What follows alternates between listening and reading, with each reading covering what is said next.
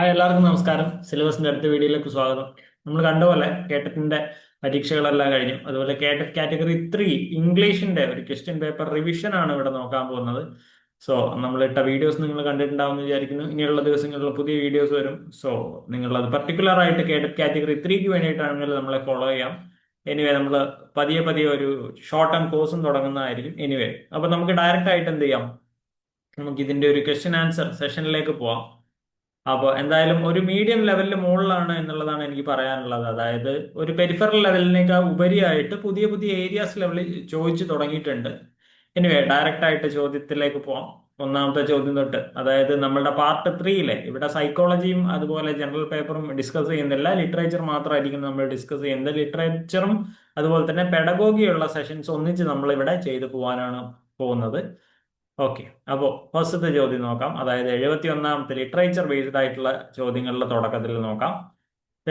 Legendary founder of Britain ആരായിട്ടാണ് വരുന്നത് എന്നാണ്. നമ്മൾ ചോദ്യം വായിക്കും, ഉത്തരം വായിക്കും, അങ്ങനെയാണ് പോകുന്നത്. നമ്മളത് മാർക്ക് ചെയ്തിട്ടുണ്ട് യെല്ലോയില്. സോ കുറച്ചും കൂടെ എളുപ്പമായിരിക്കും നിങ്ങൾക്ക്. ബ്രൂട്ടസ് എന്നുള്ളതാണ് കൃത്യമായിട്ടുള്ള ഉത്തരം. 72. The term for the human voice box എന്താണ്? ലാർനിക്സ് എന്നുള്ളതാണ് ഇവിടുത്തെ കറക്റ്റ് ആയിട്ടുള്ള ഉത്തരം. The winner of the 2024 Nobel prize in literature ആരാണ്? ഹാൻ കാങ് ആണ് വരുന്നത്. അതുപോലെ അടുത്തത്, modern fiction is an essay by. അത് കുറച്ച് ന്യൂ, അതായത് ഏരിയ കുറച്ചും കൂടെ മാറി വൈഡ് സ്പ്രെഡ് ആയിട്ടുള്ള ഒരു ഏരിയയിലേക്കുള്ള ചോദ്യങ്ങളാണ് ഇതൊക്കെ കാണാൻ പറ്റുക. അത് ആരായിട്ടുള്ള വിർജീനിയ വൂൾഫ് എഴുതിയിട്ടുള്ള എസ്സേ ആണ്. Half and half over to avenger 50 fathoms deep lies. ഇത് എവിടുന്നാണ്, എന്താണ് എന്നാണ് ചോദിക്കുന്നത്. ഈ വരികൾ എടുത്തിരിക്കുന്നത് സർ പാട്രിക് സ്പെൻസിന്റെ ഒരു ഏരിയയിൽ നിന്നുള്ള ആ ഒരു ക്യാരക്ടർ പറയുന്ന വരികളാണിത് എടുത്തിട്ടുള്ളത്. നമുക്ക് കുറച്ചൊരു ഉള്ളിലേക്ക് നിന്നിട്ടുള്ള ചോദ്യങ്ങൾ കാണാൻ പറ്റും. അപ്പോൾ ഒരു 50 ഒരു 60% മുകളിൽ കുറച്ച് ടഫ്നെസ് നമുക്ക് ഇതിൽ കാണാൻ പറ്റുന്നുണ്ട്. 60%, 70% ഒരു മീഡിയം ലെവലിലുള്ള ക്വസ്റ്റ്യൻസ് ഇതിൽ കാണാൻ പറ്റും. പെഡഗോഗി ഏരിയ കുറച്ചും കൂടി എളുപ്പമായിരുന്നു എന്ന് തോന്നുന്നു. ഡയറക്റ്റ് ക്വസ്റ്റ്യൻസ് ഉണ്ട്. ഇവിടെയും ഡയറക്റ്റ് ക്വസ്റ്റ്യൻസ് തന്നെയാണ് വന്നിട്ടുള്ളത്. പക്ഷെ ഭയങ്കര ഡീപ്പായിട്ട് കേട്ടിട്ട് പരീക്ഷകൾ മാറാൻ തുടങ്ങിയിട്ടുണ്ട്. ചില ചോദ്യങ്ങൾ കണ്ടു കഴിഞ്ഞാൽ സെറ്റിന്റെ ഒരു ലെവലിൽ നിന്നുള്ള ചോദ്യങ്ങൾ പോലും ഇവിടെ നമുക്ക് കാണാൻ പറ്റും. ഇനി the author of four quarters, direct ആയിട്ടുള്ള ചോദ്യമാണ്. TS എലിയറ്റ് ആണ്. അവർ നമ്മളെ കൺഫ്യൂസ് ചെയ്യിക്കാൻ വേണ്ടിയിട്ടാണ് തോമസ് ടേൺ എലിയറ്റ് എന്ന് കൊടുത്തിട്ടുള്ളത്. പ്രശ്നമില്ല. The subject of Shelley's Adonais. Adonais Shelley ആർക്ക് വേണ്ടിയിട്ടാണ് എഴുതിയിട്ടുള്ളത്? കീറ്റ്സിന് വേണ്ടിയിട്ടാണ്. The Norman conquest is associated with the leader named. ആരാണ്? വില്യം ആണ്. ഓക്കെ, കിങ് വില്യം ആണ് അവിടെ വരുന്നത്. ഇഫ് ഐ ഷുഡ് ഡൈ എന്ന് പറയുന്ന വരി, ഈസ് ഫോർ എവർ ഇംഗ്ലണ്ട് എന്ന് പറയുന്നത് ആരാണ് എഴുതിയിട്ടുള്ളത്? ഞാൻ മരിക്കുകയാണെങ്കിൽ എന്റെ എല്ലാം ഇംഗ്ലണ്ടിന് വേണ്ടിയിട്ടാണ് എന്ന് എഴുതി വെച്ചിട്ടുള്ള വരി ആരാണ് എഴുതിയത്? റൂബർട്ട് ബ്രൂക്ക് ആണ് ആ ഒരു പോയറ്റ് എന്ന് പറയുന്നത്. ഭയങ്കര ഫേമസ് ആയിട്ടുള്ള വാർ പോയറ്റ് ആയിരുന്നു റൂബർട്ട് ബ്രൂക്ക് എന്ന് പറയുന്നത്. The destination in the pilgrim's progress. Pilgrim's പ്രോഗ്രസ്സിൽ പറയുന്ന ഡെസ്റ്റിനേഷൻ എവിടേക്കുള്ളതാണ്? ഒരാളുടെ യാത്രയാണ് പറയുന്നത്. അപ്പൊ അതൊരു ബേസിക്കലി ഒരു ഹെവൻ ടൈപ്പുള്ള ഒരു മോഡലിലേക്കാണ് അദ്ദേഹം പോകുന്നത്. അപ്പൊ എവിടേക്കാണ് ഈ ഡെസ്റ്റിനേഷൻ ഉള്ളത് എന്നാണ് ചോദിക്കുന്നത്. ദ സെലസ്റ്റിയൽ സിറ്റി എന്നുള്ളതാണ് ഉത്തരം. അപ്പോൾ ഹെവന് പകരം അവർ പറയുന്ന ഒരു ഏരിയയാണ് സെലസ്റ്റിയൽ സിറ്റി എന്ന് പറയുന്നത്. The number of syllables in the word geography. അതിനെ എങ്ങനെ സിലബിൾ വൈസ് കട്ട് ചെയ്യാം എന്നുള്ള ചോദിക്കുന്നത്. 4 സിലബിൾസ് ആണ് അതിൽ വരിക. A translator of the Bible. ആരാണ് ബൈബിൾ ട്രാൻസ്ലേറ്റ് ചെയ്തതെന്ന് ചോദിക്കുമ്പോൾ വില്യം ടിൻഡൽ ആണ് ബൈബിൾ ട്രാൻസ്ലേറ്റ് ചെയ്തിട്ടുള്ളത്. The sweet showers of April are mentioned by. അത് ഏപ്രിലിനെ കുറിച്ച് പറയുന്ന വരികൾ ആരാണ് എഴുതിയിട്ടുള്ളതെന്ന് ചോദിക്കുന്നത്. ജെഫ്രി ചോസർ ആണ് എഴുതിയിട്ടുള്ളത്. കാൻറ്റർബറി ടെയിൽസിന്റെ അദ്ദേഹം എഴുതിയിട്ടുള്ളതിന്റെ ആദ്യത്തെ വരികളാണ് വരുന്നത്. ഓക്കെ, ഇതിന്റെ നേരെ ഓപ്പോസിറ്റ് ആണ് നമ്മൾ TS എലിയറ്റ് നമുക്ക് ഈ ദ വേസ്റ്റ് ലാൻഡിൽ കാണാൻ പറ്റുന്നത്. ഓക്കെ, ഒരാൾ ഏപ്രിലിനെ കുറിച്ച് നല്ലത് പറഞ്ഞു, ഒരാൾ ഏപ്രിലിനെ കുറിച്ച് നന്നല്ലാത്തത് പറഞ്ഞു. Volpone is a character in a play by. ആരാണ് വോൾപോൺ എന്ന് പറയുന്ന ക്യാരക്ടർ? അത് തന്നെയാണ് ആ ഡ്രാമയുടെ പേര്. അത് എഴുതിയിട്ടുള്ളത് ആരാന്നാ ചോദിക്കുന്നത്. ബെൻ ജോൺസൺ ആണ്. Okay, the idea of a university is an essay by. The idea of a university ആരാണ് എഴുതിയിട്ടുള്ളത്? കാർഡിനൽ ന്യൂമാൻ ആണ് എഴുതിയിട്ടുള്ളത്. റൈറ്റ്. ഇനി അടുത്ത് നോക്കാം. The genre of the castle of Otranto ഏതാണ്? ഗോത്തിക് ആണ്. നമ്മുടെ ഡ്രാക്കുള പോലത്തെ ഒരു ഗോത്തിക് നോവലാണ് എന്ത്? ദ കാസിൽ ഓഫ് ഒട്രാൻഡോ എന്ന് പറയുന്നത്. Okay, Erewhon is in the same genre ഏതുമായിട്ടുള്ള സെയിം ജോണറിൽ വരുന്നതാണ് എരവോൺ എന്ന് പറയുന്നത്. ഉട്ടോപ്യ എന്ന് പറയുന്ന വർക്കിന്റെ അല്ലെങ്കിൽ ആ ഒരു സെയിം ജോണറിൽ വരുന്ന ഉട്ടോപ്യൻ വർക്കാണ് ഇത് എരവോൺ എന്ന് പറയുന്നത്. ഓക്കെ, ഇനി Charles Lamb and Jane Austen, എന്താണ് ഇവർ തമ്മിലുള്ള പ്രത്യേകത? They were born in the same year എന്നുള്ളതാണ് പ്രത്യേകത. Complete the title of this novel, the strange case of doctor Jekyll and mister Hyde എന്നുള്ളതാണ്. ഒരാൾ ഈ ഒരു മാജിക് ഒക്കെ വെച്ചിട്ട് മാറി മാറി അയാളുടെ രൂപം നഷ്ടപ്പെടുന്നതാണ് ഈ ഒരു നോവൽ എന്ന് പറയുന്നത്. The way of the world is a work by, ആരാണ് the way of the world എന്ന് പറയുന്ന വർക്ക് എഴുതിയിട്ടുള്ളത്? ആരാ? വില്യം കോൺഗ്രീവ് ആണ്. Okay, in the merchant of Venice Portia dons the role of, അതായത് ഷേക്സ്പിയർ എഴുതിയിട്ടുള്ള മർച്ചന്റ് ഓഫ് വെനീസിലെ Portia ഏതാളുടെ വേഷം അല്ലെങ്കിൽ ഏതാളുടെ ഒരു ഇത് എടുത്തിട്ടാണ് വരുന്നത്? ബൽത്തസർ എന്ന് പറയുന്ന വക്കീലിന്റെ ഒരു വേ എടുത്തിട്ടാണ് ആര് വരുന്നത്? നമ്മുടെ പോർഷ്യ അവിടെ വരുന്നത്. Okay, two sorts of bad poetry are discussed in ഏതാ? ആൻ എസ്സേ ഓഫ് ക്രിറ്റിസിസം എന്നുള്ളതിലാണ് two sorts of bad poetry discuss ചെയ്തിട്ടുള്ളത്. ഓക്കെ, സോ പണ്ടൊക്കെ ഇത് ആരാണ് എഴുതിയിരുന്നത് എന്നാണ് ചോദിക്കാറുള്ളത്. ഇപ്പോ അതിൽ എന്താണ് വരുന്നത് എന്നാണ് കുറച്ചും കൂടെ ഡീറ്റെയിൽ ആയിട്ട് ചോദിക്കുന്നത്. ഓക്കെ, അടുത്തത് ദ ഡച്ചസ് ഓഫ് മാൽഫി, ഇതൊക്കെ കുറച്ചും കൂടെ ഡയറക്റ്റ് ആയിട്ടുള്ള ക്വസ്റ്റ്യൻസ് ആണ്. അത് എഴുതിയിട്ടുള്ളത് ആരാണ്? വെബ്സ്റ്റർ ആണ്. A far cry from Africa, ആരാണ് എഴുതിയിട്ടുള്ളത്? ഡെറക് വാൾക്കോട്ട് ആണ്. ഓക്കെ, ദ ഓതർ ഓഫ് സനാദിൻ, ഇതൊക്കെ ഡയറക്റ്റ് ഇന്ത്യൻ ലിറ്ററേച്ചർ എന്നുള്ള സിമ്പിൾ ആയിട്ടുള്ള ചോദ്യങ്ങളാണ്, പക്ഷെ നമ്മളൊന്ന് നോക്കിയിരിക്കണം എന്നുള്ളതാണ്. ഓക്കെ, ആരാണ്? ശരൺ കുമാർ ലിംബാലയാണ്. The author of the novel that begins with the image of a മൂക്കോ which meets a little boy named baby ടുക്കോ, ഏതിൽ നിന്ന് വരുന്നതാണ്? ഇതിന്റെ ഓതർ ആരാണെന്നുള്ളതാണ് ചോദിക്കുന്നത്. ജെയിംസ് ജോയ്സിന്റെ വർക്കിൽ നിന്നാണ് ഇത് വരുന്നത്.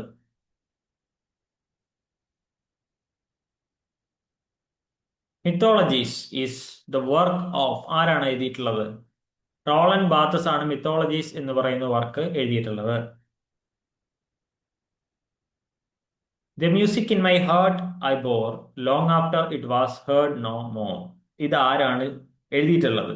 വില്യം വേർഡ്സ്വർത്തിന്റെ സോൾട്ടറി റീപ്പറിൽ നിന്നാണ് ഈ വരികൾ എടുത്തിട്ടുള്ളത്. ഈ വരികളൊക്കെ വരുമ്പോഴാണ് കേട്ടിട്ട് കുറച്ചും കൂടെ ഒരു ടഫായി തുടങ്ങിയെന്ന് നമുക്ക് പറയാൻ കാരണം.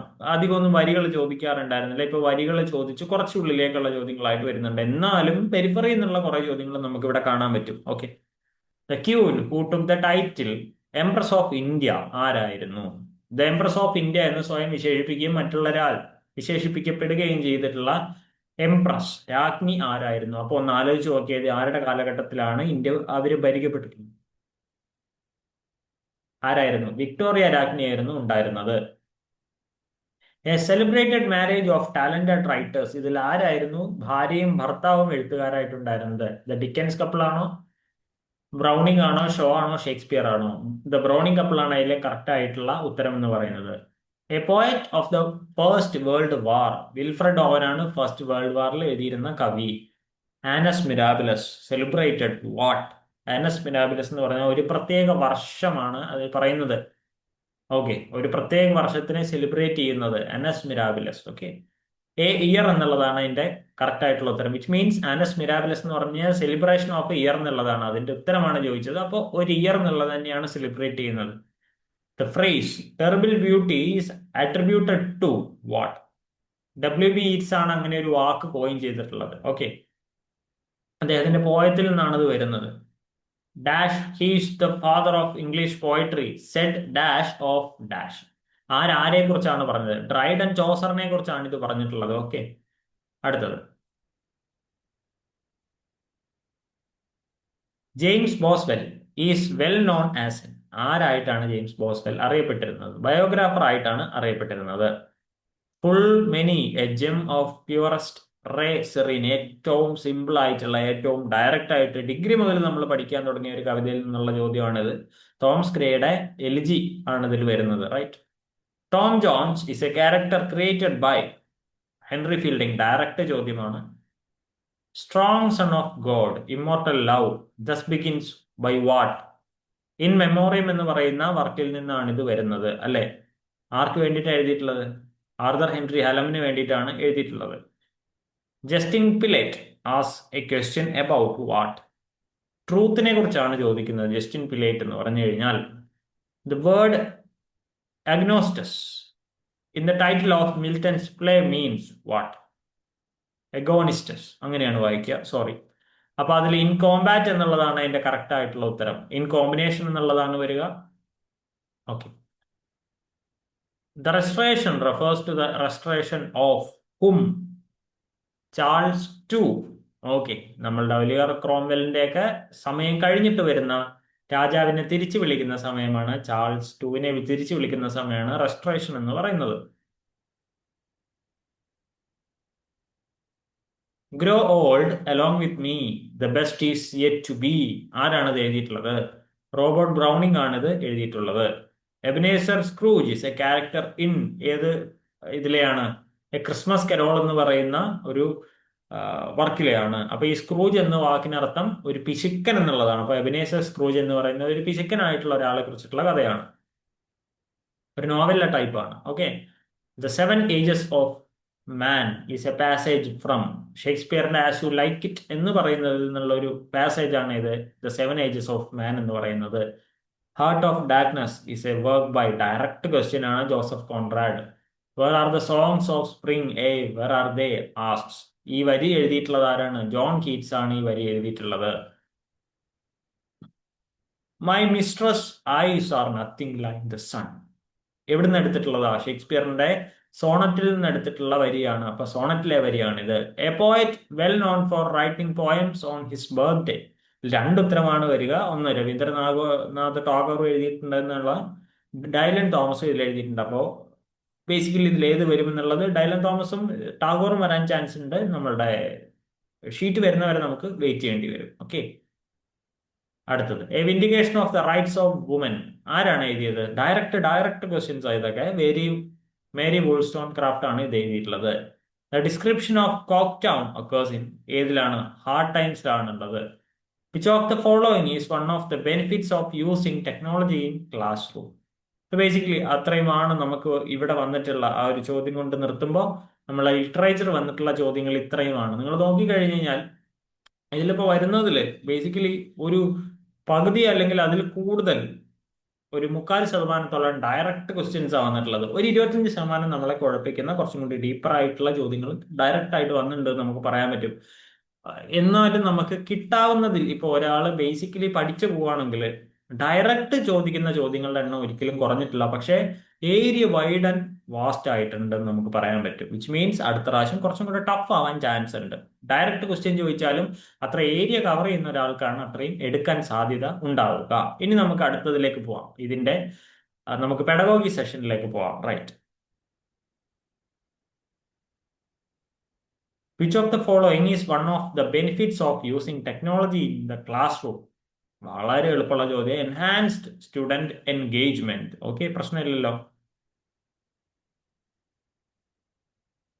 The approach to language teaching that emphasizes the use of authentic materials and real life situation. ഏതാ? കമ്മ്യൂണിക്കേറ്റീവ് ലാംഗ്വേജ് ടീച്ചിങ് എന്നുള്ളതാണ് ഉത്തരം. Which of the following activities aligns with the theory of experiential learning in language classroom? ഏതാ? Participating in a role play. Right. The use of figurative language to evoke a sensory experience or create a picture with words for a reader. ഏതായിരിക്കും? ഡയറക്റ്റാ? Imagery എന്നുള്ളതാണ്. Right. The process of breaking down complex skills into smaller manageable parts. ഏതാണ്? Task analysis ആണ്. Language development happens with environmental influence through imitation, reinforcement and conditioning. This is the proposition of what? ബിഹേവിയറിസ്റ്റുകളുടെ ഒരു തീരുമാനമാണ്, അല്ലെങ്കിൽ kind of working മോഡലാണ് അത്. A phoneme is a unit of sound ആണ്. Which of the following is a characteristics of a student centred classroom? ഏതാ? Ensuring maximum student participation എന്നുള്ളതാണ് ഇതിലെ ഉത്തരം. Effective strategies for creating a positive and inclusive classroom environment are. ഇതിൽ ഉത്തരം D ആണ്. അപ്പോൾ 1 and 3 എന്നുള്ളതാണ് കൃത്യമായിട്ടുള്ള ഉത്തരം. Build A supportive class room culture. പിന്നെ 3 വരുന്നത് equitable access to learning opportunities. ഇത്രയാണ് അതിൽ വരുന്നത്. Which of the following methods emphasizes language learning through imitation and repetition? ഇമിറ്റേഷനിലും റെപ്പിറ്റേഷനിലും കൂടെ നമ്മൾ എന്താണ് പഠിക്കുക? ഓഡിയോ ലിങ്കൽ മെത്തേഡിലാണ് അത് പഠിക്കുന്നത് അല്ലേ? A learning disorder exhibited through difficulty in reading and identifying speech sounds ഏതാ? ഡിസ്ലെക്സിയയാണ്. The study of the sound system of language is എന്താണ്? ഫോണോളജിയാണ്. A literary device that reflects repetition in two or more nearby words of initial consonant sound. ഏറ്റവും എളുപ്പമുള്ള ചോദ്യം ഏതാണ്? Alliteration ആണോ? Right, alliteration. The psychologist associated with the theory of multiple intelligence is. അയ്യോ, direct ഇതിനേക്കാൾ വലിയ easy ഉള്ള question ഒന്നും എനിക്ക് കിട്ടാനില്ല. ഹോവാർഡ് ഗാർഡനർ ആണ്.